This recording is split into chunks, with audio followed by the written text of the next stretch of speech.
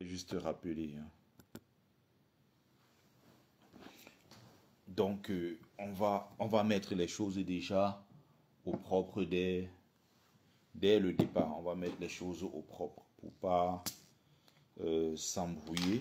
Quand je vais développer, il va falloir qu'on soit tranquille au moment de développer, qu'on soit déjà d'accord. Dès le départ, il faut qu'on s'entende sur un certain nombre de choses. Je vais prendre quelques exemples, hein, comme ça. Je vais prendre l'exemple du arabe.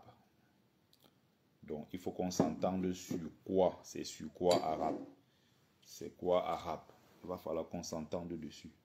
Je rappelle à TikTok, hein, tout simplement, ce n'est pas de l'alcool. Parce qu'avec TikTok, c'est tellement compliqué, très exigeant. Tu bois de l'eau dans la bouteille, dans le verre, il te signale. Dès que tu bois dans la bouteille, c'est un problème encore, c'est plus grave. Donc, on est obligé de boire de l'eau dans les bouteilles plastiques pour que TikTok ne signale pas. Sinon, il bloque le direct. Moi-même, je l'ai appris plutôt récemment.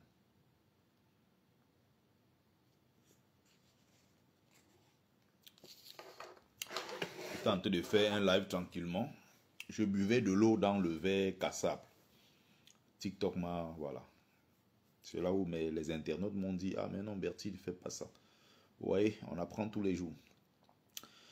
Bonsoir, bonsoir, bienvenue à tous et à toutes. Bienvenue sur la page de Bertie le Kamite, l'imperturbable négro-thérapeute, défenseur des causes justes qui avance malgré les vents contraires.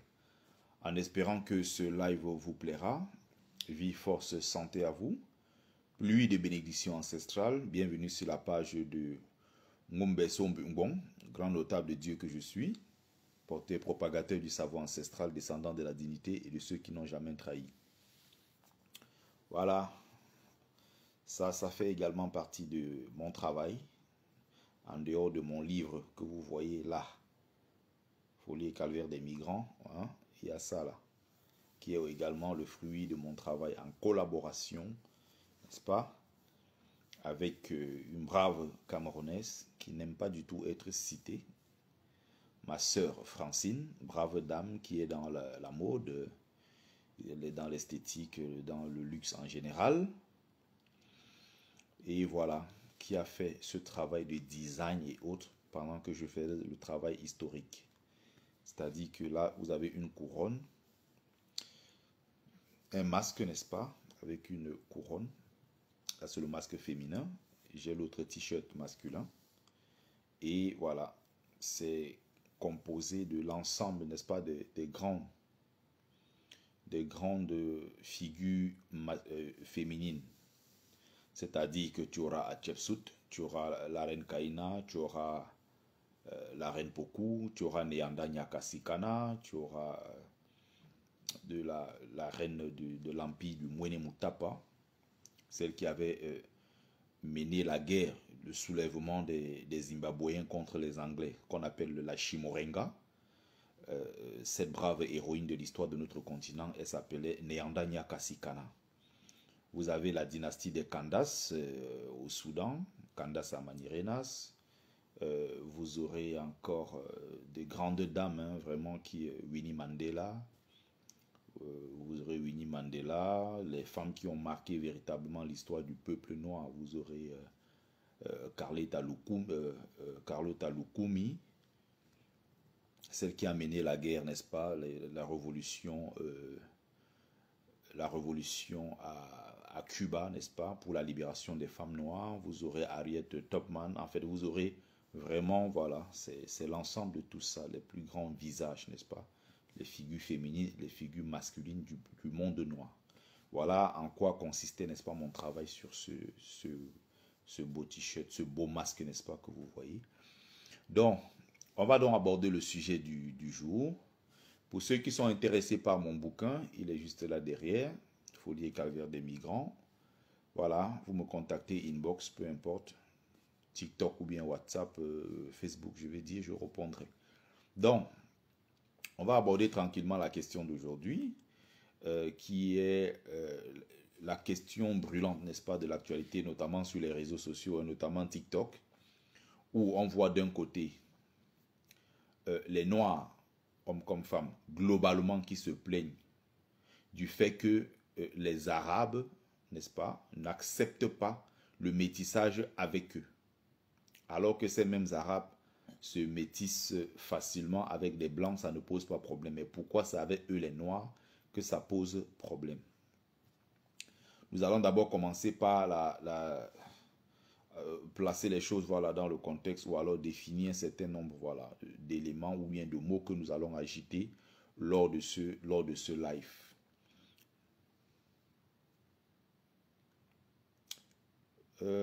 J'aimerais suivre ton direct, mais tu as manqué de respect au Bamoun. La Jet Set Foundation, tu continues à raconter tes bêtises ici, je vais tout simplement te bloquer. Je déteste avoir affaire aux gens qui se comportent comme des sauvages et qui attendent qu'on les respecte. Et vous n'allez pas venir jouer à ça sur ma page en espérant que je sois peut-être dans la compassion ou en espérant que je tombe dans votre piège. J'ai déjà fait des lives ici. J'ai fait des vidéos ici où je m'adresse à tous les peuples du Cameroun. J'ai fait des vidéos, ça fait des années d'ailleurs. Moi, je suis Bamileke, digne fils Bamileke et notable Bamileke. Donc, tu ne viens pas te mettre sur ma page, tu me parles n'importe comment. Soit disant, j'aimerais suivre ton direct, mais tu as manqué de respect au Bamoun. Tu peux le foutre là où je pense.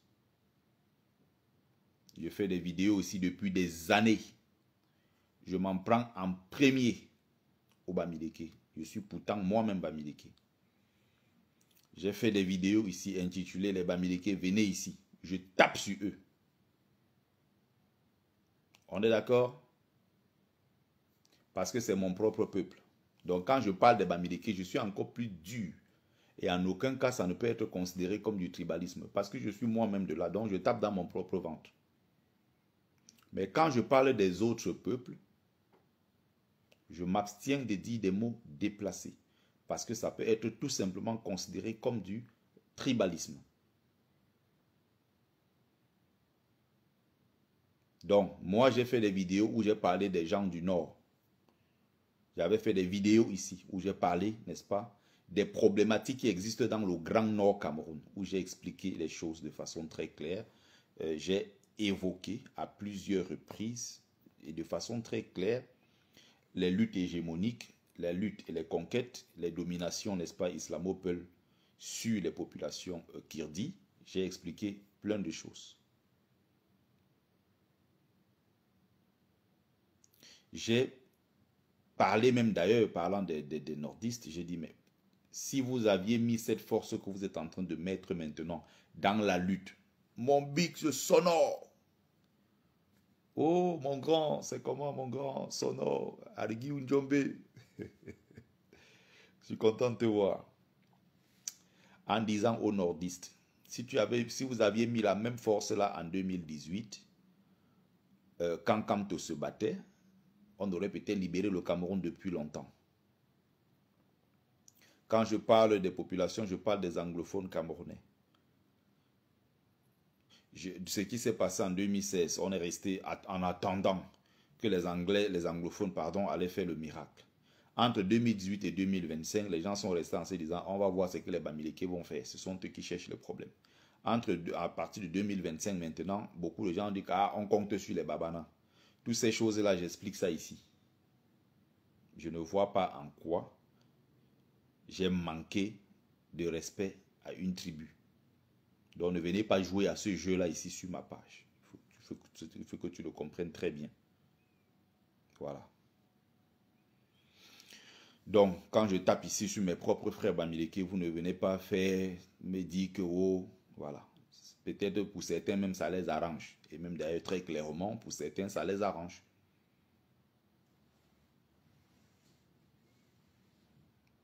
Voilà. J'ai beaucoup d'amis Bamoun. Beaucoup d'amis Bamoun. Quand je parle, j'ai dit les Bamoun, venez ici. J'ai parlé des Bamoun. Je n'ai pas insulté les Bamoun. J'ai parlé des nordistes, venez ici. Je n'ai pas insulté les nordistes. Quand j'ai expliqué même pour le cas des Bamileke et tout, j'ai dit Bamileke, venez ici. Je fais ça depuis des années. Je n'ai pas insulté quelqu'un. J'ai dit les Douala, venez ici. Je n'ai pas insulté les Douala. Les Bassa venaient ici. Ça a fait des émules sur la toile. Les gens ont commenté comme ils pouvaient et tout. Je n'ai pas fait ça dans le but d'insulter ou de dénigrer une tribu. Donc tu es le seul qui vient me faire ce genre de remarques que j'ai manqué de respect au Bamoun. Donc, il faut rester loin avec vos histoires. Et vous n'allez pas faire ça me faire changer d'avis. Ou peut-être c'est pas en faisant comme ça que je vais dire ah non, non, non, c'était pas mon intention, blablabla. Donc, je continue ce que je suis en train de dire. Parlant donc des Arabes, il va falloir qu'on s'entende dès le départ parce que je ne veux pas des gens qui viendront m'expliquer que oui, ce ne sont pas des Arabes, ce sont des Berbères.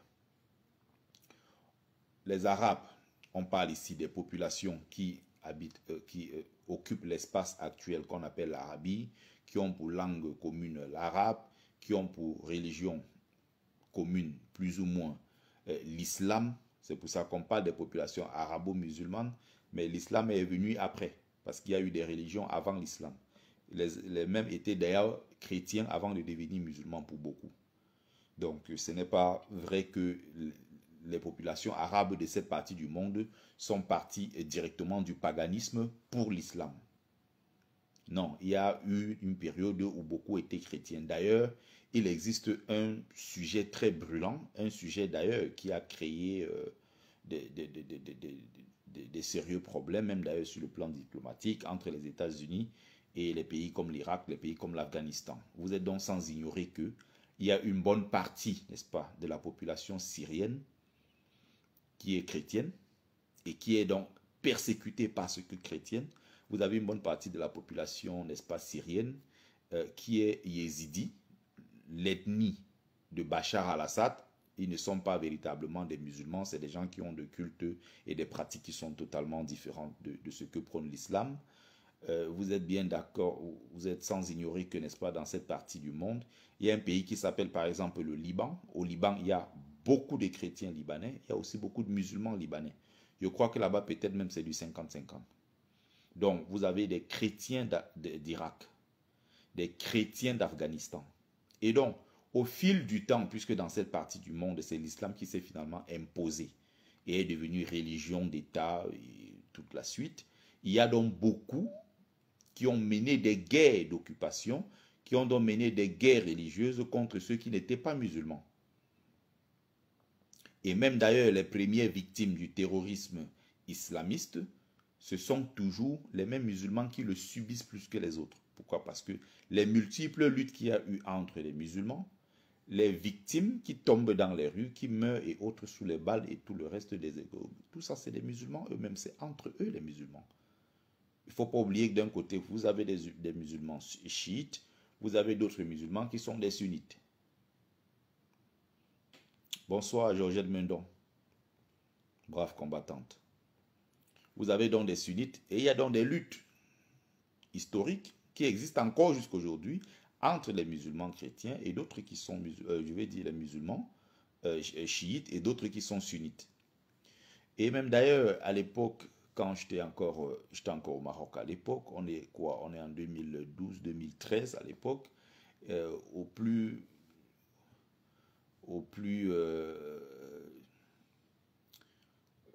comment dire ça, quand la guerre était vraiment chaude dans cette partie, Afghanistan, Syrie et Irak, vraiment, voilà. Il y avait beaucoup de gens. Bonsoir, brave combattante Micheline Ewan, Micheline Mich. Alors, il y avait donc beaucoup de gens qui, à l'époque, là, criaient. Il y avait certaines paroles qu'ils prononçaient à la sortie des mosquées quand ils demandaient l'aumône, qui ne plaisait pas forcément aux autres Marocains, qui sont plutôt à 98% des musulmans sunnites de la Sunna. On parle ici de ceux qui ont suivi le prophète, n'est-ce pas? Différent de ceux qui ont suivi Ali, les chiites, le gendre du prophète. Donc, vous comprenez très bien. Donc, à l'époque là, quand par exemple, les Syriens, surtout c'était les Syriens qui étaient, eux, des chiites, quand ils prononçaient certaines paroles et autres, n'est-ce pas, ça ne plaisait pas aux Marocains qui sont majoritairement, n'est-ce pas, des sunnites, l'Afrique est à 99% sunnite. Donc, deux fois, quand ils sortaient des phrases avec leur passeport, Min Souria, Ayam Souria, Ya Juan, Ibadallah, Ibadallah, Ayam Souria, Ya Juan, ils avaient des paroles, des trucs, par exemple, qui étaient strictement interdits et qui étaient très mal vus pour les sunnites. Et il est arrivé qu'il y ait des affrontements, des bagarres, des échauffourées comme ça entre eux, parce que, voilà, il y a certains qui ne supportaient pas un certain nombre de choses. Donc, quand on va parler des Arabes ici, il faut qu'on s'entende très bien que on parle à présent de ceux qui occupent la partie, n'est-ce pas, du nord de l'Afrique, mais qui sont en réalité les populations berbères, issues des métissages, et qui sont des populations berbères plutôt arabisées dans leur culture. Donc, arabisées, islamisées, arabisées. Bien qu'il y ait à côté des berbères qui restent dans leur culture, dans leur tradition. Par exemple, vous avez des Kabyles qui ne sont pas forcément, qui ne sont pas des Arabes et qui ne sont pas forcément des musulmans. Donc, quand on parle de métissage aujourd'hui, arabe et noir, tout le débat que ça crée, je vais parler des Arabes. Mais quand je dis Arabes ici, comprenez par là les Arabo-berbères, même s'il y a aussi une population véritablement arabe dans le nord de l'Afrique, mais elles ne sont pas nombreuses en fait. Vous avez en Algérie, vous avez des Arabes en Algérie, notamment dans la région voilà, de Biskra, le centre vraiment de l'Algérie, où vous avez des Arabes. Le pays où vous avez vraiment beaucoup d'Arabes, c'est en Égypte, où vous aurez beaucoup plus d'Arabes, véritablement des Arabes. C'est le pays arabe d'ailleurs le plus peuplé, le pays africain peuplé, n'est-ce pas, par une majorité d'Arabes, parce que l'Égypte c'est un pays africain. Pays africain veut dire noir. Et quand je vais dire à chaque fois africain, entendez par africain noir. Donc parce que ce n'est pas tous ceux qui vivent en Afrique qui sont des noirs, et c'est pas parce que tous ceux qui vivent sont noirs qui sont forcément, voilà, qui vivent sur le continent africain. C'est-à-dire que vous aurez des gens qui vivent sur le continent américain, Océanie et autres. Vous avez des descendants de noirs partout dans le monde, mais qui ne sont pas forcément des gens qui ont peut-être la nationalité africaine ou quoi que ce soit, mais ce sont des noirs. Donc, à chaque fois que je veux parler de noirs ici, entendez par là africain. Donc, le problème maintenant de métissage se pose. Vous voyez? Donc, je vais parler globalement des Arabes. Parce que quand on suit, on fait des tests d'ADN, il y a une très forte ressemblance, il y a des convergences, il y a, n'est-ce pas, une forte similitude entre ceux qui occupent aujourd'hui la partie nord du Maghreb. Je précise même encore nord du Maghreb, pas seulement du Maghreb, mais le nord du Maghreb. Ils ont du sang, ils sont mélangés, n'est-ce pas, ils ont des liens culturels, des liens de sang avec eux, des Français, avec des Espagnols et des Portugais, plutôt qu'avec des Saoudiens, des Qataris et les autres. Parce que les tests d'ADN, de façon très claire, le démontrent. Ce sont des peuples qu'on appelle les peuples du Poutou de la Méditerranée. Et quand je parle du Maghreb ici, je ne parle pas du Sud, qui, pour la grande, l'écrasante majorité du Sud, est occupé par des populations noires. C'est-à-dire que si vous avez été en Algérie, vous allez dans le sud de l'Algérie, vous voyez des Algériens qui sont noirs comme vous et moi. D'autres même sont beaucoup plus noirs et beaucoup plus foncés que vous et moi dans le sud de l'Algérie. Vous allez dans le sud de l'Égypte, n'est-ce pas? Vous trouvez les mêmes populations qui occupent les parties du Sahara. On appelle ça comme ça le Sahara. Donc ce sont les populations sahraouites. Comme vous allez au Maroc, et c'est le meilleur exemple, le Maroc, vous avez pratiquement à partir de Ouarzazate, de Marrakech et Saouira, et de Bergendous, dans toute la partie sud, vous avez des populations noires marocaines. Vous voyez? Vous allez en Tunisie, à partir de Gabès, en descendant, vous avez beaucoup de noirs tunisiens. C'est pratiquement ça qui est dans la zone du Maghreb. Voilà. Donc maintenant, vous avez ces populations-là, mais vous avez ceux qui sont plus dans la partie nord, qui sont des gens très clairs, avec quelques différences aussi. Moi, quand j'étais au Maroc, par exemple, j'ai vécu longtemps dans la ville de Fès. Les Fessis sont des gens beaucoup plus clairs. C'est-à-dire qu'il y a des endroits comme À côté, à Ifran, vous avez un endroit à Ifran, vous avez des populations qui sortent de cette zone-là, qui sont vraiment, voilà. Le live que je fais ici est beaucoup plus important, plus intéressant pour moi et pour mes followers qui les regardent. Donc, s'ils sont là, c'est parce que ce que je suis en train de faire les intéresse. Je ne pourrais pas laisser ce que je fais pour aller ailleurs. Ce que je fais ici est bien plus important. Donc, concernant donc la question du métissage, vous comprenez très bien que il y a une population qui subit et il y a une autre population qui est sûre d'elle en fait. Une autre population qui sait ce qu'elle vaut. Les Arabes, pour parler d'eux, savent ce qu'ils valent en fait. Ils savent ce qu'ils veulent.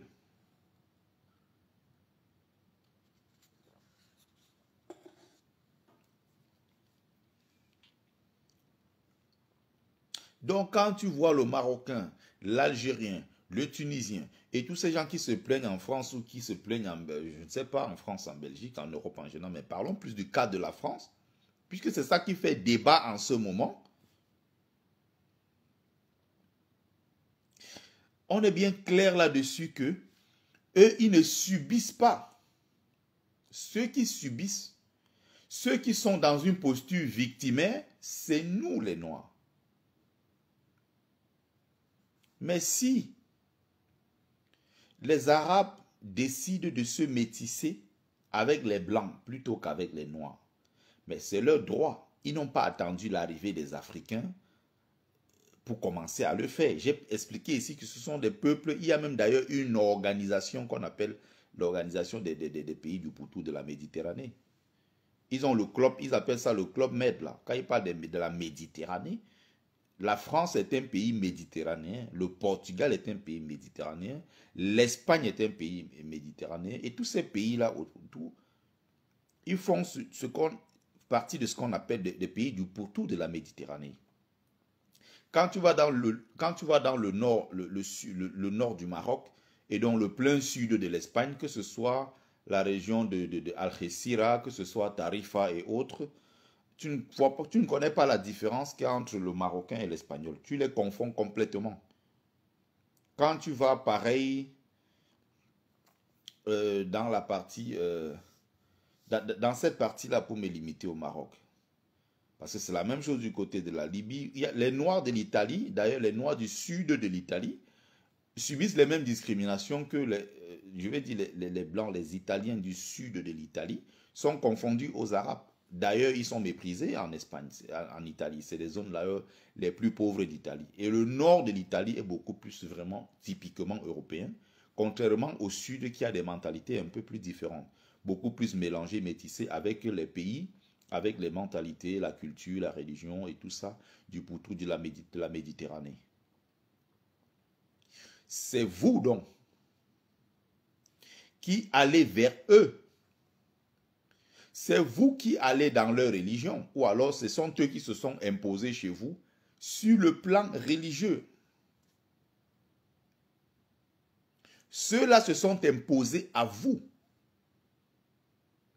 à travers l'islam. Et donc en s'imposant à travers l'islam, ils ont le monopole et le contrôle sur votre mentalité, le contrôle sur vos émotions, le contrôle sur comment dire ça, ils ont le contrôle sur votre psychologie. Ils ont l'ascendant psychologique sur vous. Puisque ce sont leurs ancêtres qui sont venus conquérir les terres. Je parle ici de conquête. Je ne parle pas de simple colonisation. On colonise, après on s'en va. Non, quand on parle de conquête, ça veut dire qu'on éradique les populations autochtones, les populations locales. On s'impose. On impose sa culture, on change les noms des villes, on met son propre nom, on impose sa religion, on impose sa culture, on impose. Donc il y a un ensemble de choses qu'on impose quand on vient dans l'esprit véritablement de la conquête. Raison pour laquelle on va parler de la conquête, par exemple, dans le Grand Nord Cameroun, l'hégémonie, la conquête et tout ce qu'il y a eu. Ce sont des conquêtes de terre, où on arrache les terres, on prend les parties de terre les plus fertiles, on se positionne auprès des fleuves, dans les régions, les parties les plus accessibles, et on laisse les régions montagneuses, caillouteuses, moins productives, à celui qu'on a dominé. C'est comme ça que ça se passe.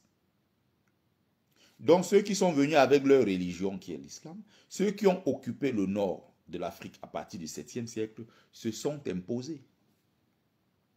Et en s'imposant, ils ont donc converti les populations locales, ils ont donc imposé l'islam, ils ont imposé la culture arabe, ils ont donc arabisé les populations qui étaient là et qui ont décidé maintenant de jouer le rôle de relais, qui ont maintenant décidé de jouer le rôle de sous-fifre des Arabes au profit des Arabes.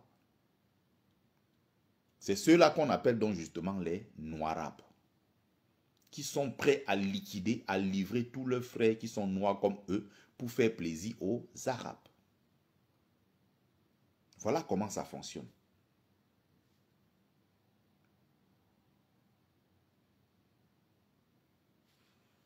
Donc, il y a encore une racaille que je dois bloquer. Voilà. Donc, il y a d'abord cet ascendant psychologique, il y a cette domination par la culture, par la religion, il y a domination culturelle, il y a domination spirituelle,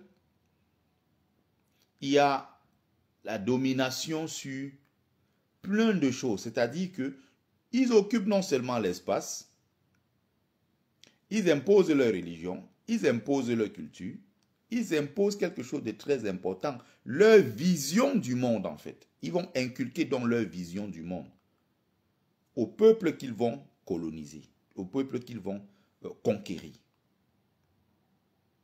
C'est ainsi que vous voyez dans les peuples aujourd'hui dans le grand nord de l'Afrique, des gens qui sont, ils sont noirs comme vous et moi, qui sont mauritaniens. Tu leur poses la question, ils disent non, il est arabe. Tu poses la question à un Soudanais de Khartoum dans cette partie, il est plus foncé noir, plus noir que toi et moi. Il te dit non, lui il est arabe, il n'est pas noir, il n'est pas africain, il est arabe. Et il est convaincu. Et si on n'arrive pas à soulever le véritable problème de fond, qui est un problème non seulement religieux, un problème de conquête, un problème de domination et tout, comme chez nous au Cameroun, on essaie de cacher un peu le problème, problème tribal. Si on ne peut pas lever le voile sur la question tribale au Cameroun, c'est une perte de temps. Le problème camerounais est tribal. Donc sur le cas du Soudan, le cas par exemple de la Mauritanie, sur le cas de ces pays-là, si on ne peut pas soulever la question tribale, parlons plus globalement dans le nord de l'Afrique, la question raciale, pardon, du racisme, dans la partie du nord de l'Afrique, c'est que c'est une perte de temps. Donc après les conquêtes, on s'impose aux populations locales. On repousse progressivement les Noirs vers le sud. Et c'est donc pour ça que quand vous allez dans tous ces pays, vous voyez, plus vers le sud, vous avez des populations noires qui vivent sur des terres mais sans être propriétaires terriens parce que la quasi-totalité des terres appartiennent à ceux qui sont dans le nord et qui ont des titres fonciers dans le sud. Eux sont plus clairs de peau, donc considérés comme blancs, tout ce que vous voulez.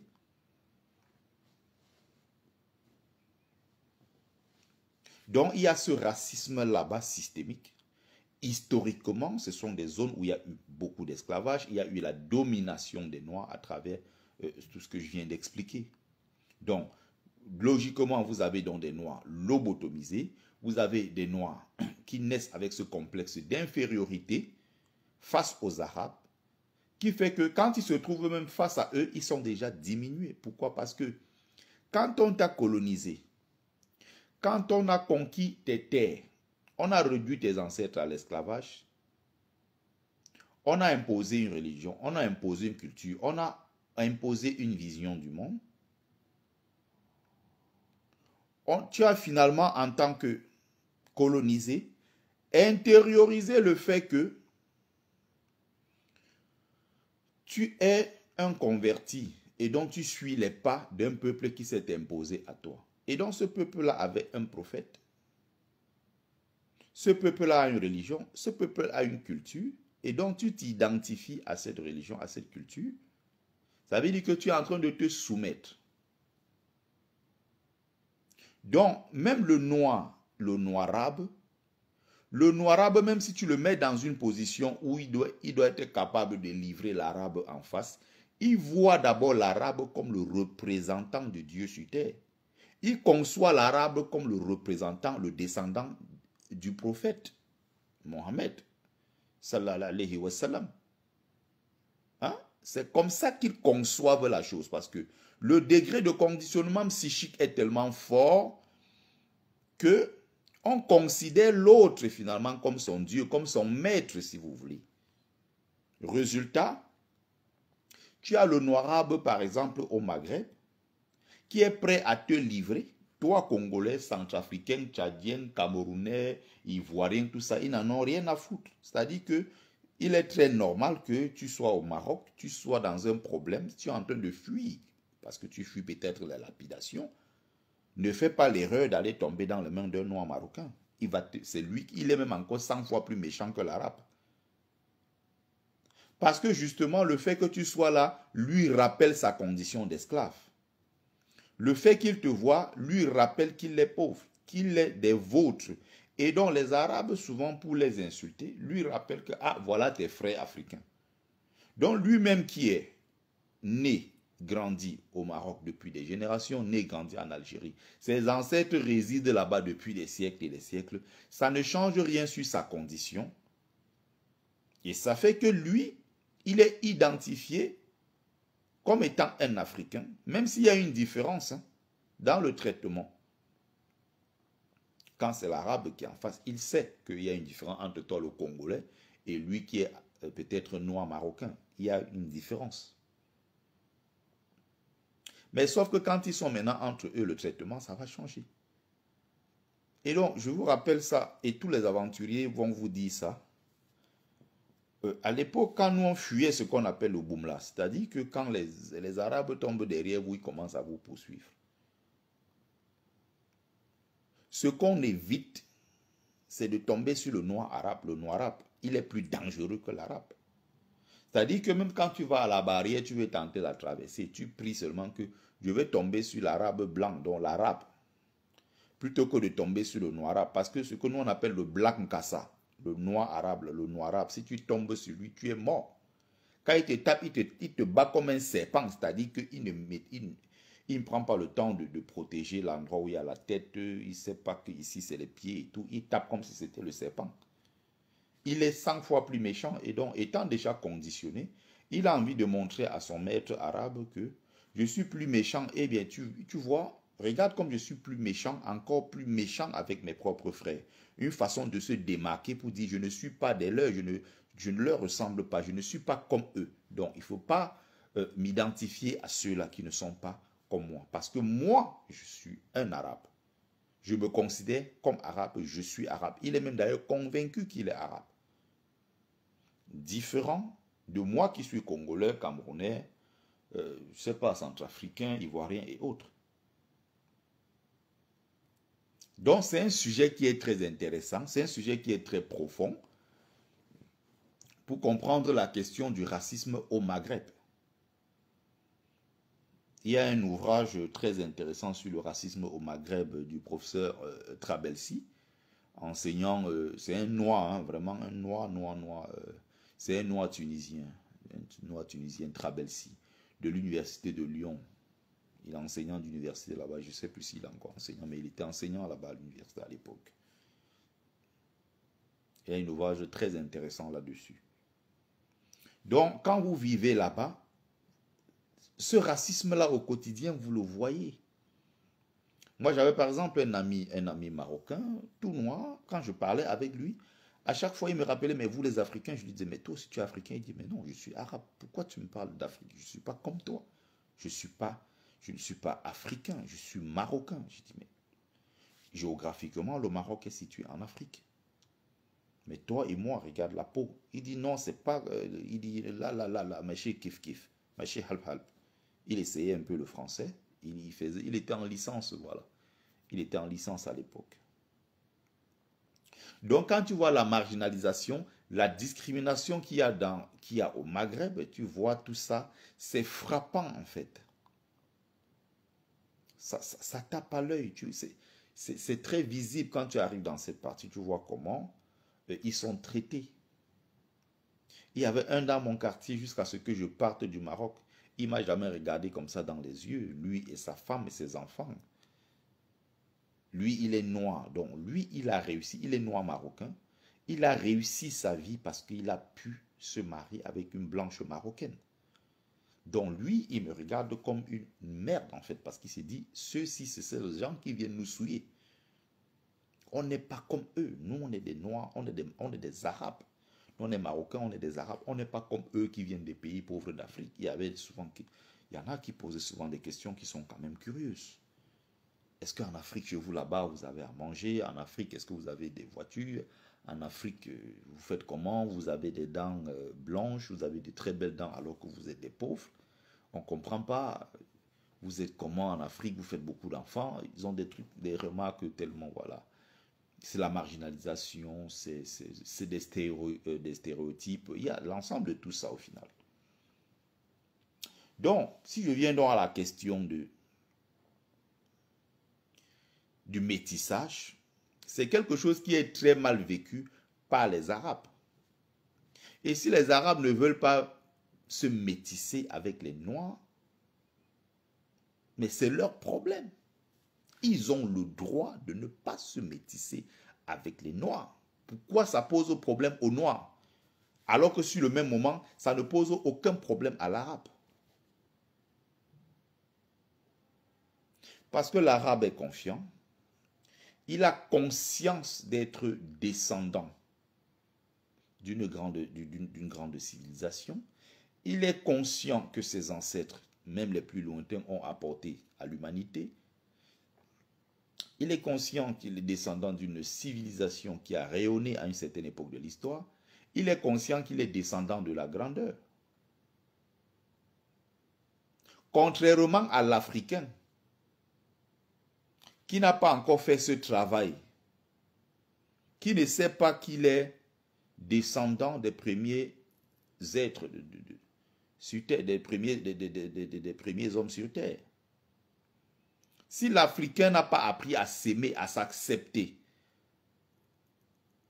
à se valoriser, à s'aimer tel qu'il est, à reconnaître la place importante qu'il a dans l'histoire de l'humanité, à valoriser, à reconnaître sa contribution dans l'essor même de l'humanité. Si l'Africain lui-même n'est pas conscient qu'il est descendant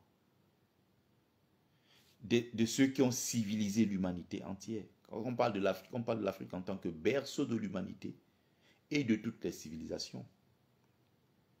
C'est-à-dire qu'avant de se repartir dans d'autres endroits de ce monde, la civilisation est partie de l'Afrique. L'humanité est partie de l'Afrique. Tout le reste est parti de l'Afrique. Et l'Afrique a une contribution majeure dans l'essor actuel du monde. Que ce soit sur le plan physique, que ce soit sur le plan spirituel, que ce soit sur le plan culturel, que ce soit sur le plan scientifique, que ce soit sur le plan religieux. Pratiquement sur tous les plans, les aînés de l'humanité sont des êtres, ce sont des Noirs. Raison pour laquelle il faut apprendre à se connaître en tant qu'Africain. Il faut apprendre ces humanités classiques. Il faut connaître le rôle que ses ancêtres ont joué dans l'histoire de l'humanité. Quand tu sais que tu es descendant de ceux qui se sont battus n'est-ce pas, pour la liberté, tu es descendant de ceux-là qui ont créé les premières universités. Bonsoir, brave combattant Kamel Kodia. Quand tu as conscience d'être descendant de ceux qui ont bâti les civilisations les plus brillantes de l'histoire de l'humanité, quand tu es descendant de ceux qui ont bâti la civilisation ancienne égypto-nubienne, quand tu sais que tu es descendant de grands rois et de grandes reines. Qu'est-ce que tu as à aller commander le métissage avec les Arabes? Ou aller commander le métissage avec des Blancs ou je ne sais quelle autre race sur terre? Quand tu as appris tes humanités classiques, quand tu as appris et tu es allé au plus profond de toi découvrir qui tu es, quand tu as appris à te regarder dans le miroir et te dire, mais oui, mais je suis beau. Quand tu as appris à te regarder dans le miroir, ou alors quand tu regardes une femme noire passer, tu te dis, mais qu'est-ce que mes sœurs sont belles. Quand tu as appris à t'aimer, tu te fais confiance, tu ne commandes pas le métissage. Quand tu as grandi dans un environnement où autour de toi, il y avait des femmes noires, l'idéal de la beauté est la beauté noire. Et les seuls dans le monde qui sont les seuls inconscients sur cette terre, qui ont finalement fini par fabriquer une image de la femme. Forcément, celle qui est belle, il y a beaucoup de cases finalement dans lesquelles on met des gens, avec notamment les industries de la mode. La belle femme forcément doit être mince, alors que nous les Africains, nous on aime des femmes avec des très belles rondeurs.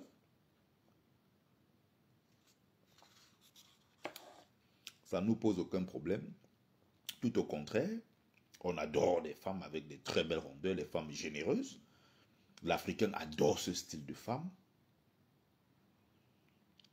Contrairement, par exemple, aux Occidentaux qui ont des canons de beauté qu'ils ont fini par imposer aux gens. La belle femme doit être blonde, elle doit être blonde, les yeux bleus, elle doit être mince, elle doit aussi être sexy, blablabla, et tout ce qu'on raconte. Ceux qui sont donc les seuls à avoir accepté que dans leur pays respectif, qu'on fasse matin, midi et soir la promotion d'autres beautés, d'autres canons de beauté, qu'on fasse la promotion de la femme occidentale comme étant la plus belle. Quand tu as des émissions, on appelait ça encore comment, c'est Terra Nostra. Il y avait tellement d'émissions qui viennent du Mexique, du Brésil. Il y avait Marima et Sergio. Les mamites brûlaient même à l'époque au pays, c'était terrible. Il y a une époque où c'était, mais quand on disait Marima et Sergio, mettez les titres de ces séries, de trucs des Mexicains et toutes ces conneries-là où les gens ont grandi en s'imaginant que la plus belle femme, forcément, elle est occidentale. La plus belle femme, elle est latino. La plus belle femme, elle est même indienne parce que plus petit, on regardait tellement les films des Indiens, des films avec des très très belles femmes indiennes. Quand tu grandis dans un environnement comme celui-là, tu finis par te déconnecter. Tu finis par ne plus voir les choses de la même façon. Parce que tu regardes la télé, tu vois les femmes d'ailleurs qui sont tellement belles que tu finis par oublier que tes soeurs sont aussi belles, sinon même peut-être plus belles. C'est récemment qu'on a commencé à mettre vraiment à la télé de plus en plus maintenant des films où on valorise la beauté noire. Et même, quand on dit même valoriser cette beauté noire, c'est toujours avec des canons occidentaux. C'est un peu comme si on regarde la beauté de la femme africaine, mais avec les lunettes d'un occidental. Ou quand on te montre la belle femme africaine, du moins ce qu'elle est censée être, ce qui est censé être vraiment la belle femme africaine, on te montre toujours une femme avec des cheveux de cadavres indiens et de brésiliens sur la tête, avec des fonds de teint, avec voilà, des traits un peu fins, voilà, toujours mince, alors que l'Africain dans la vie de tous les jours n'est pas forcément quelqu'un qui a une grosse attirance pour les femmes très minces. Quand tu marches dans les rues en Afrique, les femmes qui attirent vraiment l'attention, les femmes que tu vas voir passer dans une rue en Afrique, tu vas voir les hommes africains vont se retourner comme ça pour la regarder. C'est des femmes qui ont des formes. Une femme qui est mince, totalement mince, qui n'a pas de fesses, qui n'a pas de seins, c'est pas une femme qui attire forcément l'Africain. On est tous nés, on a grandi en Afrique. Quand on voit la belle femme, on dit merde, elle est chargée. Hein. C'est des mots comme ça chez nous. Waouh, l'Angala, elle a les formes. C'est comme ça l'Africain. C'est comme ça que lui, il voit la femme, la belle femme africaine. C'est pour ça que c'est une maladie.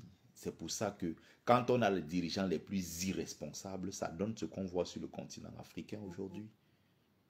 des gens qui ne se valorisent pas, les gens qui ne font pas la promotion de leur héritage ancestral.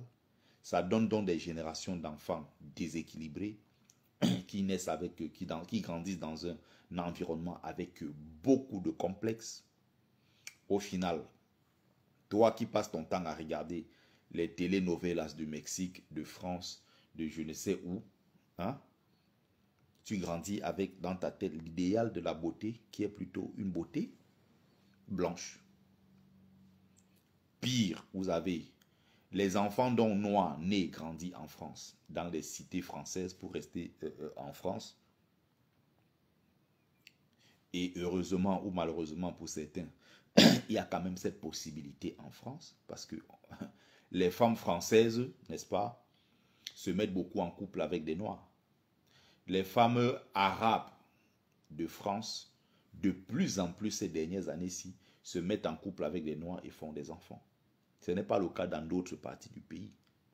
Tu peux marcher en Italie pendant des heures et des heures, tu ne vois pas un seul métis entre un blanc italien ou une blanche italienne et un noir ou une noire. C'est-à-dire qu'il y a pourtant une forte population noire qui vit, qui est installée en Italie depuis des décennies et des décennies. Mais vous allez voir très peu de métissage entre les Italiens et les Noirs. Vous allez voir très peu de métissage entre les Espagnols et les Noirs, par exemple. Mais il y a en France beaucoup plus de métissage entre les Noirs et les Françaises.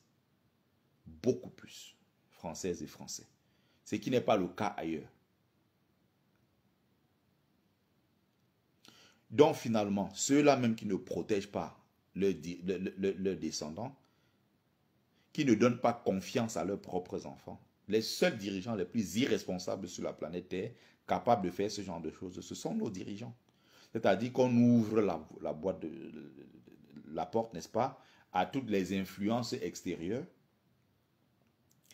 où on a des films où la femme qui est civilisée, qui a fait de bonnes études, qui vit à Lagos, ou bien qui vit à Yaoundé, ou qui vit à Abidjan, ou qui vit à Cape Town, c'est la femme africaine qui s'exprime très bien en anglais ou en français, qui a des cheveux de cadavre indien et brésilien, qui est claire de peau, qui met des fonds de teint, qui s'exprime bien, qui a fait des études, et vit dans des grandes villes. Quand vous regardez même dans ces films-là, celle qui joue le rôle de la villageoise, c'est la femme africaine qui est très noire, de peau très foncée, qui est sale, qui a des cheveux naturels en désordre et tout, encore attachés avec du fil noir. C'est celle qui s'exprime très mal comme une villageoise. Voilà, ce sont ces stéréotypes-là au fur et à mesure. On les a intégrés, on a imposé ça à travers les telenovelas et autres. La femme africaine n'est pas belle. Résultat, quand tu as maintenant une autre influence maintenant sur le plan religieux, là c'est encore plus compliqué parce que tu lis le Coran où on te parle de l'homme le plus beau sur la terre. C'est le prophète Mohammed. L'homme le plus beau sur la terre tel qu'on décrit dans le Coran. C'est l'un des disciples, je crois, qui s'appelle Youssouf. Vous imaginez les dégâts que ça fait dans la tête d'une jeune femme noire africaine qui, elle, depuis le bas âge, est convertie à l'islam. Et quand elle lit ça dès le bas âge, on lui parle d'un homme tellement beau qui s'appelle Youssouf. Un homme tellement beau qui s'appelle le prophète Mohammed, sallallahu alayhi wa sallam. Elle grandit avec ça. C'est-à-dire que dans l'école coranique, elle le répète, elle le lit. Et donc, l'idéal de la beauté n'est pas l'homme noir, son frère qui est à la maison, son voisin ou bien celui avec qui elle est sur le banc à l'école. Non. L'idéal de la beauté est arabe. L'homme pour elle qui semble être l'homme le plus beau, le plus éduqué, celui avec qui elle a en commun, n'est-ce pas, elle partage la même religion, c'est l'homme arabe. Donc il y a finalement l'image de cet arabe-là qu'on idéalise, on grandit avec. Et la conscience même historique, elle est orientée, elle est finalement déplacée vers l'Arabie. On conçoit l'arabe comme étant un homme, on l'imagine parfait, tellement beau qu'il n'a pas de défaut, c'est un homme pieux, c'est un homme croyant, c'est le vrai homme finalement. Vous avez donc une bonne masse de femmes africaines, noires, des femmes africaines, je vais dire musulmanes, qui ont pour idéal l'homme arabe. Sauf que maintenant, en retour, ce n'est pas réciproque maintenant. Un arabe digne de ce nom ne se voit pas avec une femme noire. Donc imaginez un seul instant si les Arabes avaient une attirance pour les femmes noires. Je vous jure qu'une femme noire ne se mettrait pas en couple avec nous. Une femme noire, surtout influencée par l'islam, ne se mettrait pas en couple avec nous autres. Ce n'est pas possible. Mais résultat, comme les Arabes déjà n'en veulent pas, elles sont avec nous parce qu'elles n'ont pas trop le choix aussi. Tu prends le cas des hommes aussi, c'est pareil. Regardez de plus en plus dans les cités en France ici, et c'est ce qui fait débat en ce moment. C'est des mariages entre les femmes maghrébines là et les hommes noirs, la plupart du temps. Mais vous allez voir rarement un homme arabe avec une femme noire. Vous allez toujours voir les hommes noirs avec des femmes arabes. C'est quoi le problème? C'est quoi le problème? Et donc, ça crée des tensions, ça crée même des bagarres. Je vous dis, il y a des bagarres générales ici dans les quartiers, dans les cités. Parce qu'il y a des Arabes, par exemple, ils ne supportent pas. Merde, qu'est-ce que ma soeur fait avec ce kahlouche, ce nègre, Asie ou bien Soudani. C'est comme ça qu'il nous appelle. Mais pour lui, ne conçoit pas, mais alors, avec tous les Arabes qu'il y a sur cette terre, mais qu'est-ce que tu vas aller te métisser avec un black? Pour eux, ça ne fonctionne pas. Mais c'est des gens qui s'aiment d'abord eux-mêmes. Ils aiment qui ils sont. Ils se préfèrent. Ils sont fiers de qui ils sont. Ils sont fiers de leur histoire. Ils sont fiers de leur religion. Ils sont fiers de leur culture. Ils ont cette fierté d'appartenir à cette communauté. Ce qui n'est pas notre cas. Ce qui n'est pas le cas des Noirs. Si les Arabes avaient ouvert la porte au métissage et au feu vert, en disant aux Noirs, faites de nos sœurs ce que vous voulez. Je vous rappelle que même dans le Beaux-Arts, vous voyez,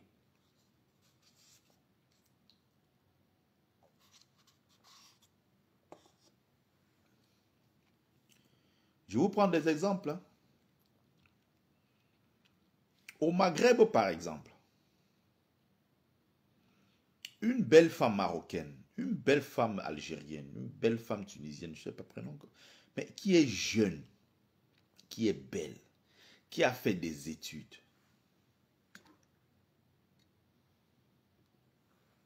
Mais à aucun moment, ses parents ne l'imaginent en couple avec un noir. Quand je parle de noir ici, comprenez très bien, je ne parle pas de noir maghrébin hein, qui subit le même racisme. Mais nous, ça c'est encore pire. Nous qui sommes Congolais, Centrafricains et autres, comme je disais, Ivoiriens et autres là. C'est-à-dire les populations bantoues, les populations négroïdes si vous voulez. On subit encore plus doublement ce racisme-là.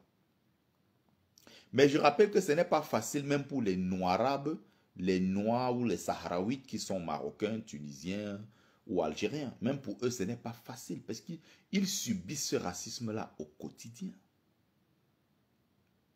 Regardez ce que il y a le gardien tunisien, il y a un noir gardien de Tunisie à la Coupe d'Afrique 2004 en Tunisie, qui avait fait une faute de main. Ce gardien-là s'appelle comment? J'ai oublié son nom. Il avait fait une faute de main en finale et la Tunisie a marqué un seul but. D'ailleurs, c'était l'unique but de cette finale en 2004 quand la Tunisie a remporté la CAN.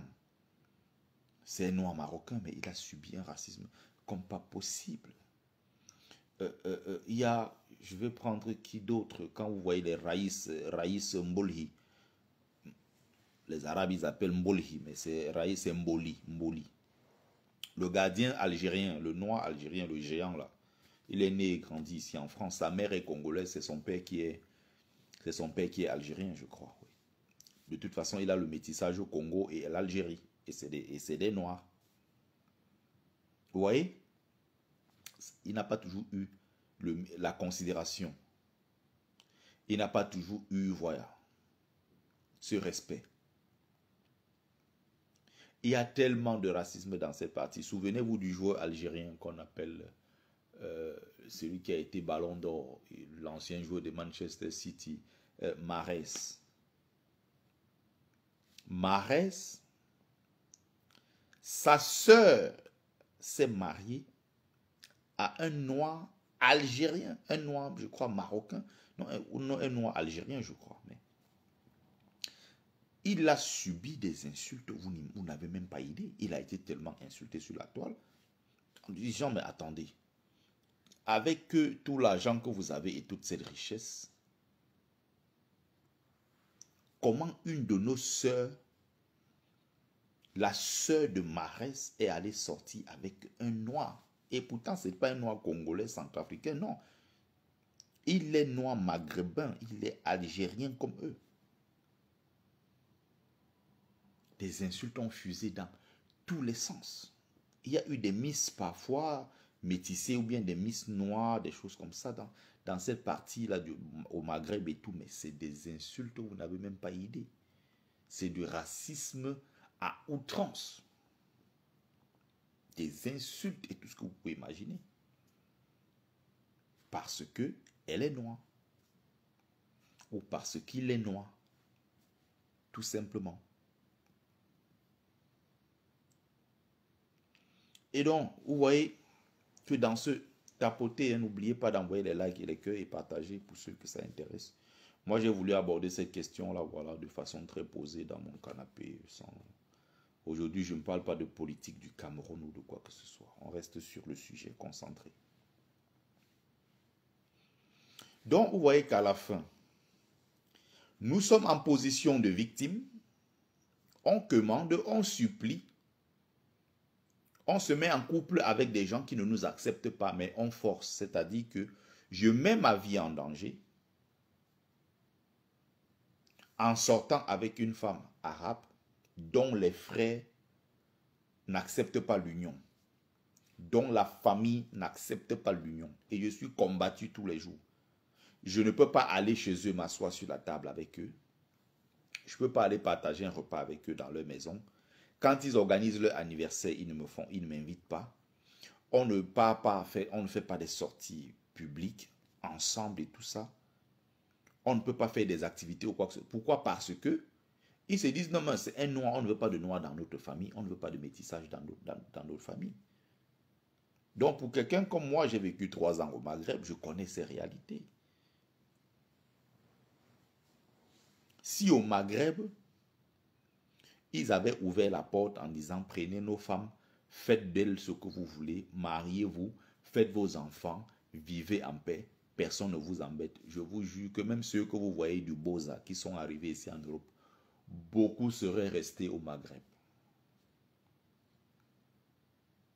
Parce que, mais la femme maghrébine, malheureusement, ou heureusement, je ne sais pas, elle est inaccessible. Elles sont inaccessibles. C'est-à-dire quand tu te retrouves même dans des espaces où tu es avec elles, tu n'es pas très sûr. Tu te retrouves dans des espaces où quand tu marches même avec elles, tu encaisses des insultes. Il y a des gens qui te voient avec une maghrébine et qui n'a aucun lien avec elle et qui demande à la maghrébine, allez, retourne à la maison. Qu'est-ce que tu fais avec un noir? Tu prends le bus, tu t'assois dans le bus, vos numéros, en venant acheter ton ticket, bah, tu ne te doutes pas que non, celui qui a acheté ou celle qui a acheté le ticket bien avant, c'est une femme marocaine ou bien algérienne ou tunisienne, je ne sais plus, une arabe. Mais quand tu vois, tu t'assois dans le bus, la dame est assise auprès de toi, ou du moins quand la femme est assise, toi tu entres, tu veux t'asseoir. Il y a un homme qui se lève quelque part dans le bus, qui vient s'asseoir à côté d'elle pour te chasser. Toi, va au fond de l'autre côté t'asseoir. Tu ne dois pas t'asseoir là. Il y a une bonne partie de ce que je suis en train de dire là, hein, qui est raconté ici dans mon livre Folie et calvaire des migrants, quand je parle ici de mon expérience dans le Maghreb. Elle te dit non, il vient s'assoit et te dit non, tu ne peux pas t'asseoir auprès de ma soeur. Elle est voilée, c'est une femme arabe, elle ne va pas s'asseoir à côté d'un noir, des choses comme ça.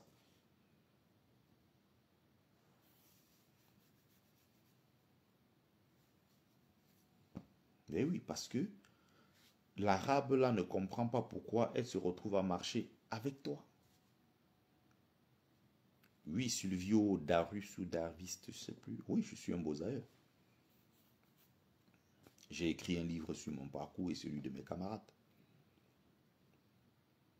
Donc, pour quelqu'un qui a cette expérience-là du Maghreb, pour quelqu'un qui a en plus encore cette double expérience, étant sur place ici en France et vivant dans des cités avec voilà, des Noirs et des Arabes, où j'ai vu des couples se former devant moi ici, des jeunes des quartiers, ils vont à l'école ensemble, ils sont nés, ils ont grandi ensemble ici, dans les mêmes quartiers. Parfois, certains sont de la même religion, donc voilà.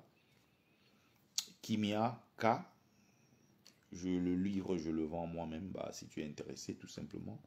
Tu me contactes ici sur TikTok ou sur Facebook, Bertie le Kamit, tout simplement. Je te l'envoie par la poste. Au bout de 3 jours, tu l'as. Je t'envoie un moyen de paiement. Ça peut être Paylib, comme ça peut être PayPal. Tu me donnes une adresse de ton choix, je te l'envoie par la poste. C'est ce que je fais depuis 5 ans, depuis que le livre est paru. Et tous les clients jusqu'ici sont satisfaits, ont été tous satisfaits. Ça fonctionne très bien comme ça. Donc, non, c'est pas une question de complexe. Il faut sortir de ces faux débats que l'homme arabe face à un noir a un complexe d'infériorité. Non, ce n'est pas vrai. Ce n'est pas vrai. Le complexe d'infériorité, c'est à quel niveau? Puisque l'arabe sait qu'il te dépasse. Le complexe est un ensemble de choses. Hein. L'arabe sait qu'il te dépasse. Il sait qu'il est supérieur à toi. Il sait que dans ça, il sait que lui, il est blanc. Donc, du fait qu'il soit blanc et toi, tu sois noir, il sait qu'il te dépasse déjà.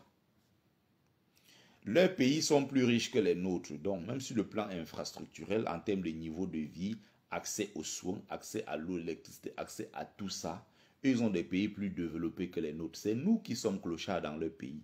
C'est nous qui sommes mendiants dans leur rue. C'est nous qui traversons chez eux pour aller en Europe. C'est nous qui sommes nombreux chez eux. C'est nous qui sommes dans les rues au Maroc, en Algérie, en Tunisie, en Libye. On se fait esclavagiser. C'est nous qui venons dans leur religion. C'est nous qui courons après leurs femmes. Même si leurs femmes, pour certaines, peuvent être attirées par des noirs, elle sait qu'elle s'en va dans une relation qui n'est pas avantageuse pour elle, parce que l'homme noir est considéré comme inférieur. Si elle est avec un arabe ou elle est avec un blanc, on sait qu'elle a évolué, elle a fait un pas vers l'avant. Mais si elle va avec un noir, elle est insultée. Pourquoi? Parce qu'on lui dit, mais tu as baissé ton standard, parce que l'homme noir n'est pas sorti avec un homme noir, n'est pas une réussite. Ce n'est pas quelque chose qu'on pourrait vanter en disant, oui, mon gars, il est noir. Non. Le complexe peut être maintenant à un seul niveau, où ils se disent peut-être, bon, le noir, c'est beaucoup plus viril, c'est beaucoup plus puissant, c'est beaucoup plus grand, c'est beaucoup plus résistant, c'est beaucoup plus costaud. Il y a ce truc-là que je sais que les autres hommes, qu'ils soient jaunes, blancs ou arabes, ou je ne sais pas trop quoi, ça c'est quelque chose qu'ils envient chez les noirs, même s'ils le disent, qu'ils ne le disent pas. Il y a par exemple la taille du phallus. La taille du phallus, ça compte. Ils savent que, bon, un mec black, c'est forcément un mec qui a un gros truc en bas. Peut-être eux, ils se disent, bon, nous, on a des petits trucs en bas. Bon, les blacks, là, c'est des gars qui ont des très gros trucs, ils ont des grosses machines en bas. Donc, attention, si ta soeur commence à s'intéresser à un black, si sa soeur s'intéresse à un black, il se dit peut-être quelque part, bon, c'est terminé. Ou peut-être même sa femme. Il s'est dit, bon, peut-être c'est terminé. Et les exemples que nous avons, c'est quoi? C'est que ce soit un homme ou que ce soit une femme,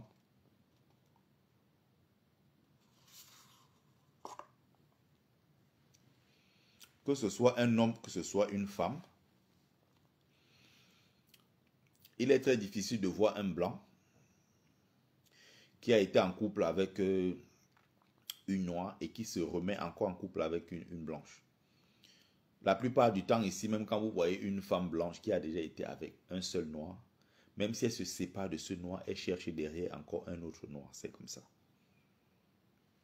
La plupart, c'est comme ça. Il y a des exceptions. Mais l'homme noir, il faut bien qu'on comprenne dans quel sens, quand on parle de complexe d'infériorité, non, il faut bien rentrer dans les détails pour essayer de comprendre ce qui marche, ce qui ne marche pas.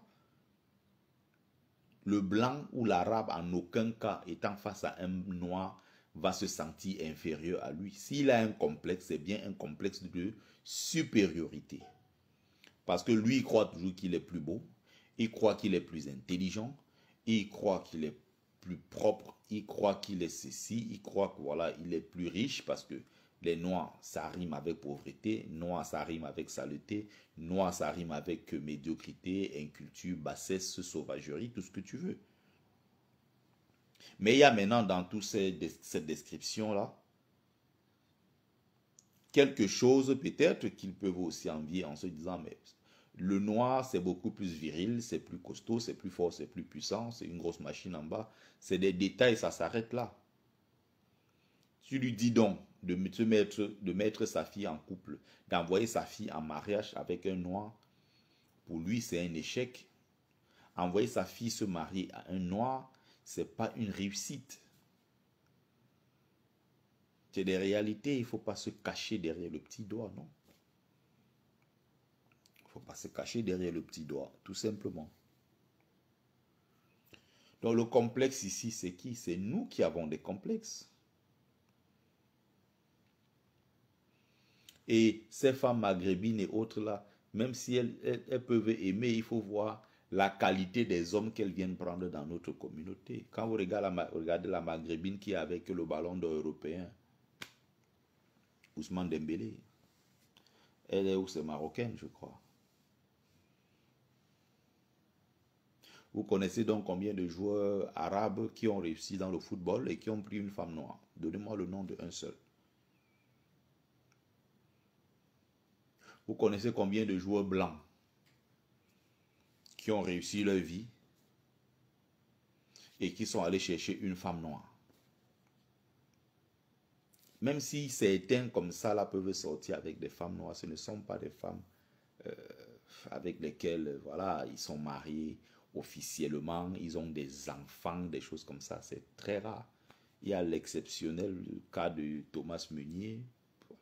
Vous avez même Karim Benzema. Karim Benzema, quand il était au Real de Madrid, il sortait avec une Martiniquaise qui était une ancienne mannequin et qui était vendeuse dans les boutiques de Real de Madrid, qui sortait avec Karim Benzema. Mais bon, c'est des trucs comme ça en passant.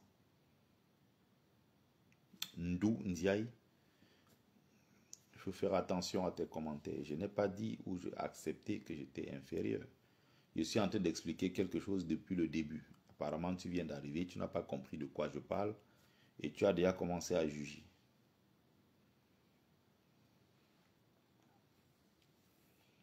Donc, la réponse à tout ça, la meilleure façon de faire face à tout ça, c'est quoi? C'est de connaître d'abord qui on est, de travailler sur soi-même, d'avoir une bonne connaissance de sa culture, de sa civilisation, de maîtriser son univers, d'avoir confiance en qui on est,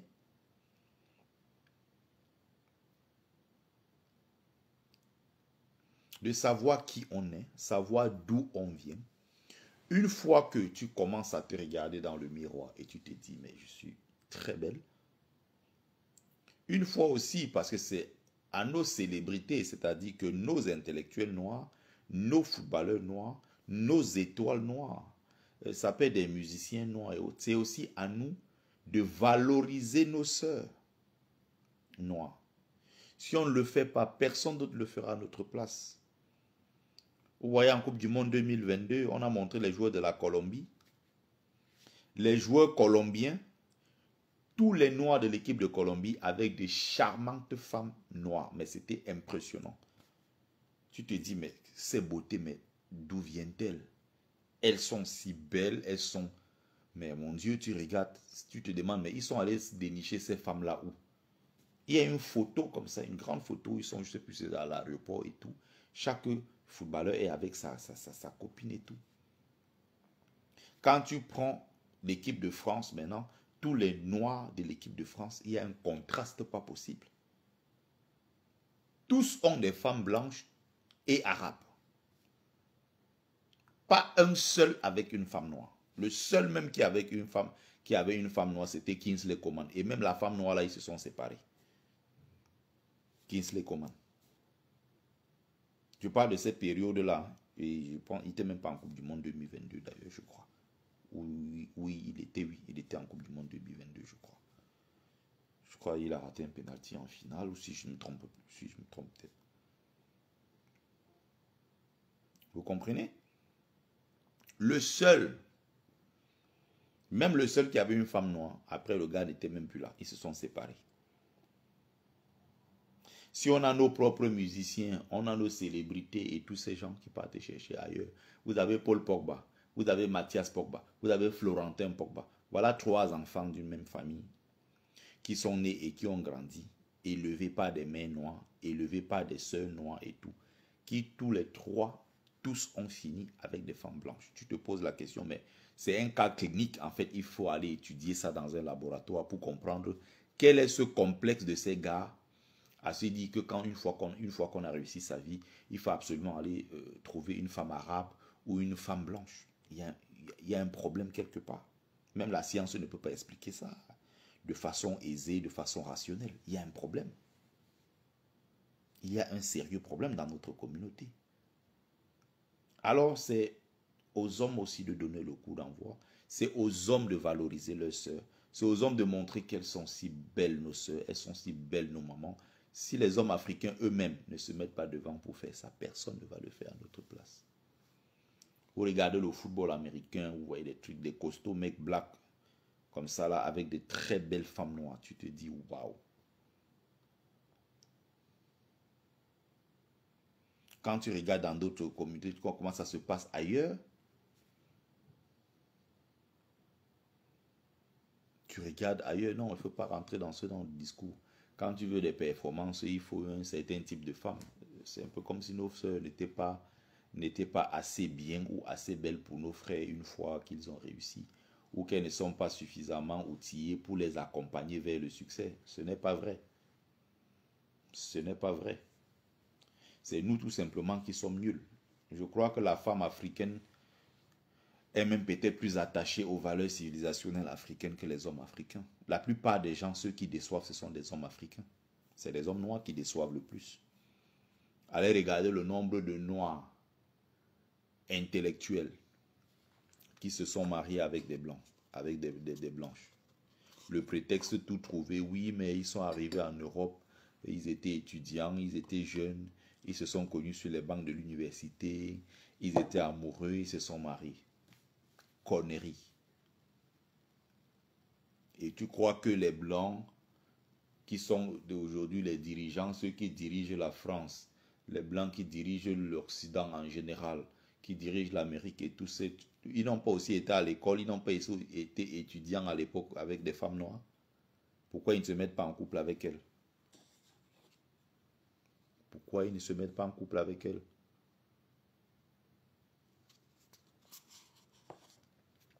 Ils sortaient pourtant avec ces femmes noires. Mais c'était juste un objet de plaisir, un objet, voilà, une curiosité à assouvir, objet de fantasme, un produit exotique. Ils couchent avec, mais au moment où ils veulent fonder vraiment leur famille, ils cherchent des femmes blanches, ils se mettent en couple avec. Donc il ne faut pas nous sortir Les histoires de non, non, non, non. Ah, ils se sont rencontrés sur le banc de l'université. Ah, ils étaient jeunes et tout. Les autres ne font pas ça. Montrez-moi, vous prenez les célébrités et tout. Regardez dans d'autres communautés. Les seuls qui font ça, ce sont des Africains. Il y a un problème des dirigeants, il y a un problème de confiance, il y a un problème, il y a un problème, il y a tellement de problèmes derrière. Ce n'est pas possible d'aller en Afrique, tu vois, le seul endroit au monde où tu vas aller, tu vois la première dame, mais la première dame n'est pas à l'image de la majorité des femmes du pays. Il n'y a qu'en Afrique qu'on peut voir ça. Il n'y a qu'en Afrique que tu peux voir ça. Oui, Wilson Black, il faut m'envoyer le rapport. Tu vois, je ne sais pas, au Cameroun, tu vois un Paul Biya qui a une femme qui ne ressemble pas à la majorité des femmes du pays. Tu vois au Gabon, tu avais Sylvia Bongo qui a une femme qui n'a rien à voir avec la majorité des femmes du Gabon. Tu vois un peu partout, voilà, tu vois des gens qui sont, voilà. C'est ça le problème. Mais vous allez toujours voir, c'est des hommes africains qui font ça. Les femmes africaines, il y a quelques, voilà, comme ça, mais je sais que les femmes africaines, si elles ont la possibilité d'être avec des hommes blacks, voilà, on a souvent vu certaines, voilà, rester dans la communauté malgré tout le succès et tout ce qui va avec.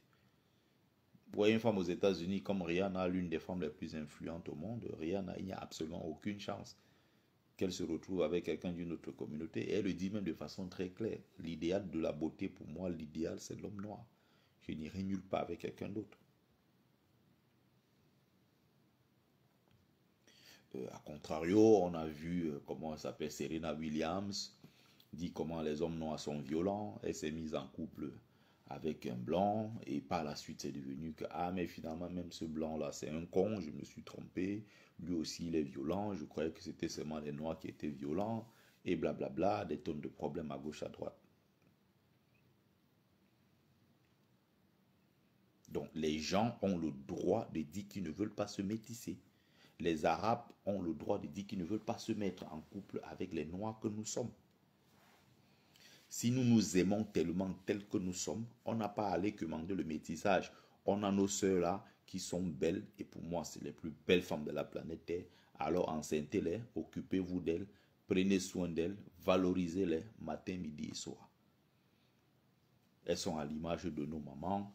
Ce sont des femmes formidables, vous les aimez et vous commencez à habituer vos enfants dès le bas âge à s'aimer, à bien prendre soin de leurs propres cheveux, à aimer leur peau, à se regarder dans le miroir et se dire oui, je suis belle, à aimer, voilà, leur culture, les imprégner de tout ça dès le bas âge. Et quand tu grandis avec ça, ça devient une arme. Je prends un exemple, si j'aimais déjà la femme africaine sur une échelle de 1 à 10, si j'aimais même seulement à 5 ou à 6%, à 5 ou à 6 sur 10, mais une fois que j'ai encore pris le temps de travailler, d'étudier profondément, je passais des nuits blanches à lire, à écrire, à lire, à écouter des vidéos, à ceci, à ce, pendant des années, sur l'histoire de l'Afrique, la culture, plein de choses, des religions, le kémitisme, sur les humanités classiques africaines, et des conférences, et des ceci. J'ai travaillé pendant un certain nombre d'années. Mais plus tu rentres au fond, plus tu découvres ton propre univers, avec des gens qui te ressemblent, tes ancêtres, tu peux te faire des projections, tu peux imaginer des choses, tu pars vraiment dans le ventre de ton peuple, puiser en fait les éléments qui vont te donner la force pour pouvoir résister à l'envahisseur. C'est comme une sorte de traitement, c'est comme une sorte de blindage où tu vas puiser au sein de ta culture les éléments qui vont te permettre de résister. Si tu ne sais pas qui tu es, tu ne sais pas t'aimer, tu ne sais pas ce que tu vaux, tu ne connais pas ton histoire, tu ne connais pas rien de tout ça, Quand tu vas te trouver en tant que noir, musulman converti, ou je sais plus quoi, les noirs arabes et tout ça, quand tu te retrouves face à un arabe, il y a indirectement, il y a dans ton subconscient une information qui te vient, c'est le représentant du prophète, puisque le prophète était arabe, donc voilà son représentant. Tu te sens déjà diminué devant lui. Donc, quand tu es dans ta propre culture, tu sais qui tu es, tu vas fouiller au plus profond de toi, tu vas puiser dans cette source-là, dans la source ancestrale africaine. Ça te renforce. Quand tu regardes même encore une femme noire devant toi, mais tu te dis, mais mon Dieu. Donc, tu l'aimes encore plus, tu l'apprécies encore plus. Quand tu vois tes frères, le regard, ça change. Des fois, il y a des critiques contre notre communauté. Tu prends ce qui... Mais en même temps, tu as des éléments qui te permettent d'expliquer un certain nombre de choses.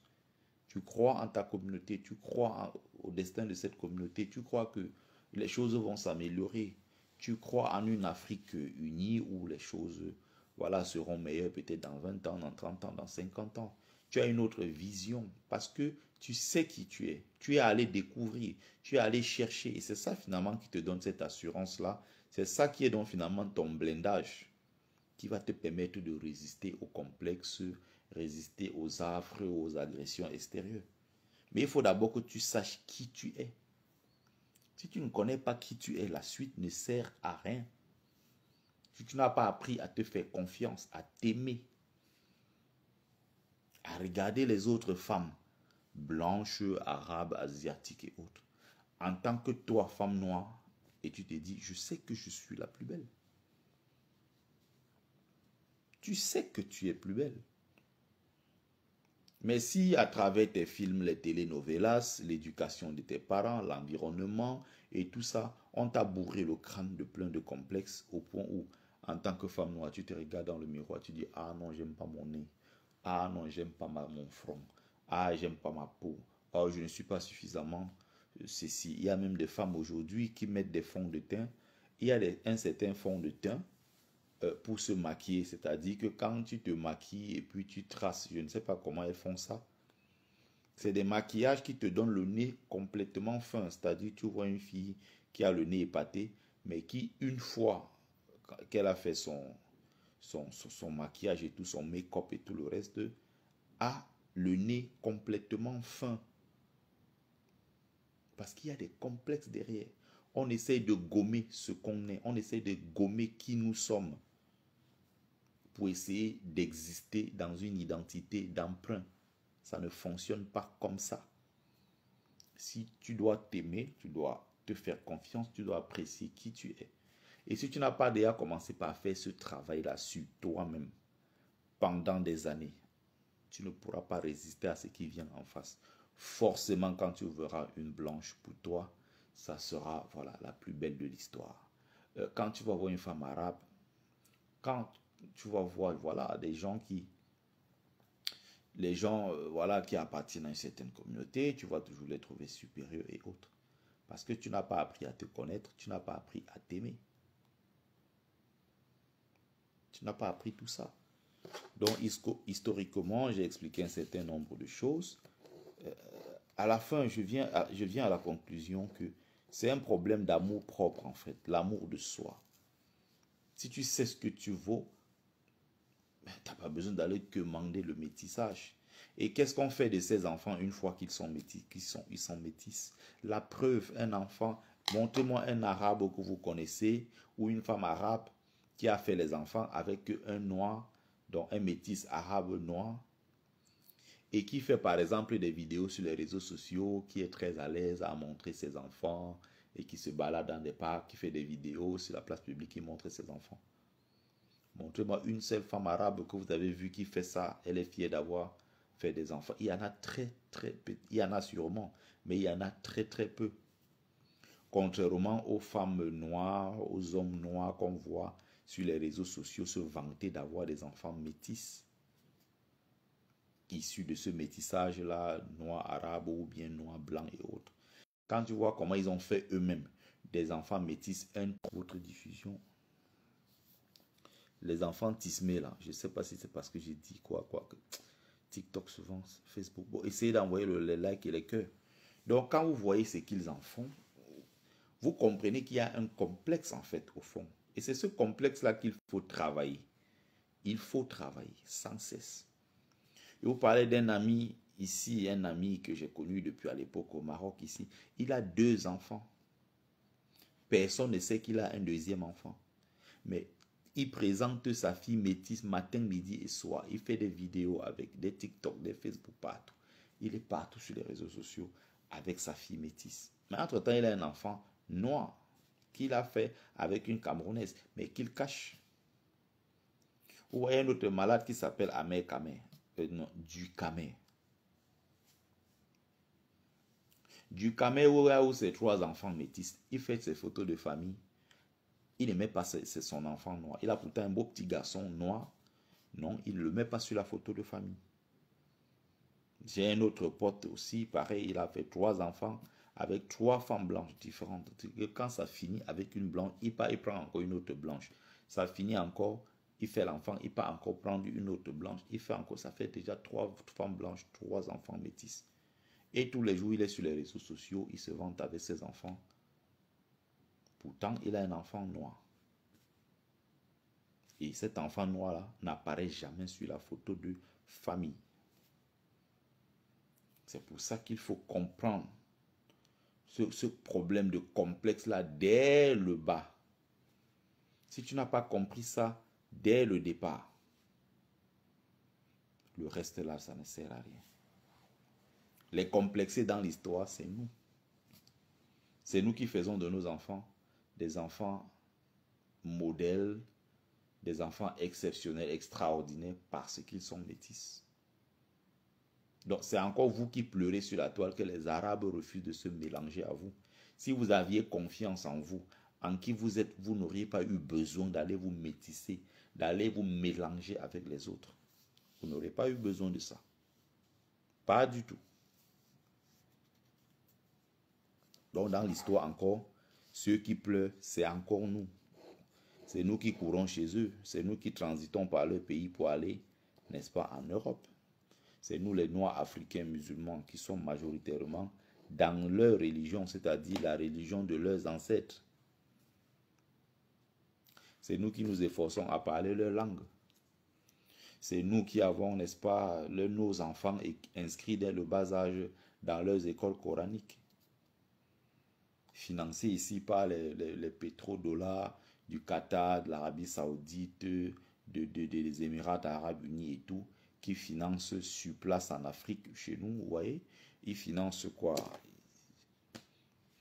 Au lieu de construire des salles de classe normales, au lieu de, je sais pas, financer l'agriculture, l'élevage, la pêche, financer d'autres choses en Afrique. Non, le seul truc qu'ils trouvent à nous donner, ce sont des mosquées. Parce qu'ils savent que, à travers la religion, c'est un outil en fait de domination du peuple. Le seul taré dans l'histoire qui n'a rien compris, c'est l'Africain et qui adhère à toutes les bêtises de la terre.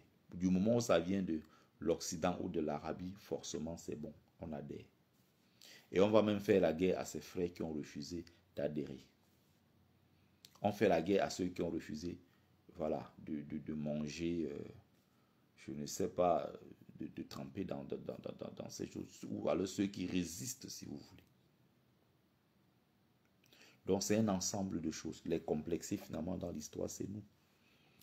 Muammar Kadhafi à son époque avait construit la mosquée la plus grande d'Afrique de l'Ouest et la plus chère. 14 milliards de francs CFA qu'il avait investi pour la construction de la grande mosquée de Niamey. Tu prends 14 milliards dans un pays si pauvre pour aller construire la plus grande mosquée. À quoi ça sert? L'une des plus grandes mosquées aujourd'hui d'Afrique de l'Ouest est au Sénégal, les Mourides. Ils ont cotisé des milliards et des milliards pour construire l'une des plus grandes mosquées d'Afrique de l'Ouest. Au Sénégal. C'est nous qui courons vers eux. C'est nous qui envoyons nos enfants étudier chez eux. En quoi, dites-moi, honnêtement, l'arabe peut être jaloux? Qu'est-ce que lui, il en va envier chez nous? Les écoles, c'est nous qui courons chez eux. En France, ici, on voit dans les cités, ce sont tous les hommes blancs maintenant qui courent derrière les femmes arabes. Ils ont pourtant leurs sœurs qui sont là, qui sont célibataires Ils vont trouver tous les prétextes pour te dire, ouais, les femmes africaines sont bizarres, ouais, les femmes noires sont, elles sont violentes, agressives, les femmes noires sont aussi les femmes. En fait, ils vont trouver tous les défauts quand il s'agit de leur sœur. Ils vont trouver tous les défauts. Pourtant, quand il s'agit des femmes d'ailleurs, bah, tout de suite, on trouve des qualités, elles sont exceptionnelles, elles sont ceci, elles sont cela. Donc, c'est nous qui allons squatter les autres. Les autres n'ont pas besoin de nous. Donc, quand vous voyez un pays du Maghreb en Coupe du Monde, les gars te disent que ils sont contents de représenter les Arabes. Tu es choqué parce que mais, ils viennent d'Afrique. C'est un pays africain. Tu te dis que non, bah non, je ne me reconnais pas comme étant un Africain. Ça veut dire qu'il a conscience de ne pas appartenir au même univers civilisationnel que nous, les Africains. Je vous parlais la dernière fois quand j'ai fait une excursion pédagogique ici au musée Quai Branly Jacques Chirac. Quand tu arrives là-bas, mais c'est très clair. Tu as la carte comme ça de l'Afrique devant toi. L'Égypte ne fait pas partie de l'Afrique sur cette carte. Ils ont retiré l'Égypte, ils ont mis en Orient, comme vous dites que l'Égypte n'est pas un pays africain. Que les Africains arrêtent de s'inventer. Les histoires de leurs ancêtres ont été des pharaons. Les pharaons étaient des Arabes. Les pharaons étaient des Blancs. Bref, les pharaons étaient tout sauf des Noirs. Voilà comment ça. Voilà comment il faut voir les choses. Donc, quand ils disent qu'ils ne sont pas africains, ils ont conscience. Ils savent qu'ils ne sont pas africains. C'est nous qui allons entrer dans leurs choses. Bonsoir le niobéiste. C'est nous qui allons les accompagner dans leurs choses. Quand on tire sur quelqu'un en Palestine, en France, on commence à crier en Angleterre partout, Free Palestine, Free Palestine. Vous voyez les mêmes noirs qui sont nombreux dans les rues, main dans la main avec les Arabes. Parce que on a killé quelqu'un en Palestine. Il y a un attentat en France où je ne sais quoi. Vous voyez tous les noirs sont dans les rues, ils sont partout à gauche, à droite pour défendre leur maître arabe.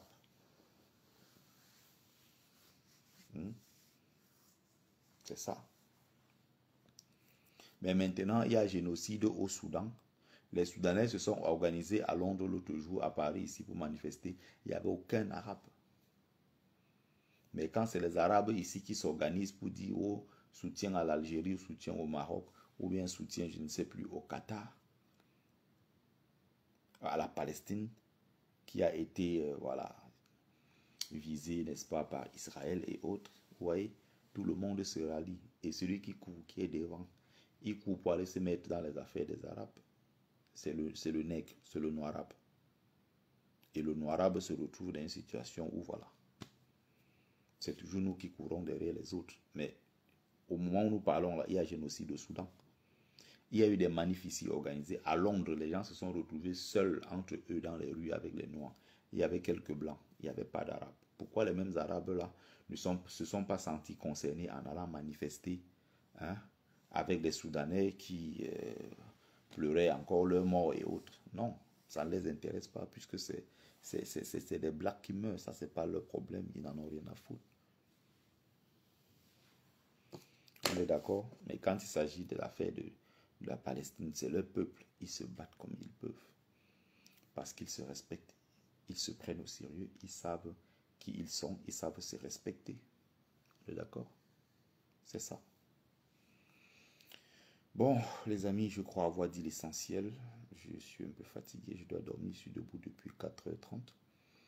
Merci à ceux qui ont pris le temps de regarder le live. C'était Bertie le Kamite, l'imperturbable négro-thérapeute, défenseur des causes justes, qui avance malgré les vents contraires, en espérant que ça vous a plu. Vie, force, santé à vous, plus des bénédictions ancestrales. Voilà, c'était votre frère Mumbeso Mbungbon, grand notable de Dieu que je suis, porteur propagateur du savoir ancestral, descendant de la dignité et de ceux qui n'ont jamais trahi. Merci à vous, très bonne soirée à tous et à toutes.